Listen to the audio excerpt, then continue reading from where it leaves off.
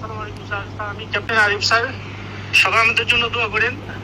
এখানে স্যার 4-5 জন মারা গেছে স্যার। ওয়ান ইজ আইডেন্টিফাইড, আমরা ওকে চিনতে পারছি না স্যার। এবং বেশ কয়েকটা 4-5টা বোমিং হয়েছে স্যার। আমরা অ্যালার্ট আছি স্যার। আর হয়তো বা কারেন্ট থাকবে না স্যার, একটু পরে will be out of electricity sir. আমাদের জন্য সবাই দোয়া করেন স্যার। আল্লাহ ভরসা স্যার। আসসালামু আলাইকুম স্যার। আমাদের অবস্থা খুবই খারাপ। এখানে ড্রোন অ্যাটাক হয়েছে, আমাদের 6 জন জায়গা মারা গেছে।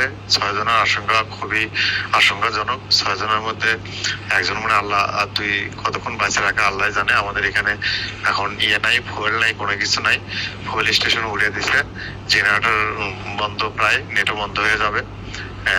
যতটুকু তেল জেনারেটরের মধ্যে আছে ওইটুকু শেষ হলেই শেষ, আর কারো যোগাযোগও কিছু হবে না। আমাদের জন্য দোয়া করেন। আমি আছি ভালো। কি বলবো এখন, বাকিটুকু আল্লাহর ইচ্ছা স্যার।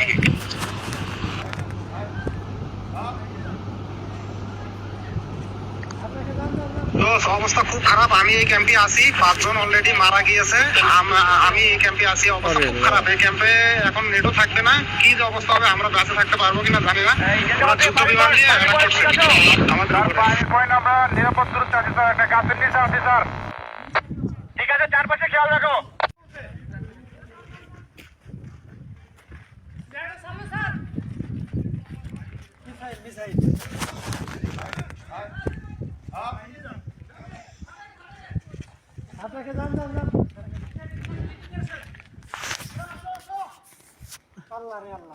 আরে আল্লাহ, এই জেলাতে পানির পয়েন্ট ঠিক আছে স্যার। পানির পয়েন্ট আমরা নিরাপদ দূরত্বে আছি স্যার। একটা গাছের নিচে আছি স্যার। ঠিক আছে, চারপাশে খেয়াল রাখো।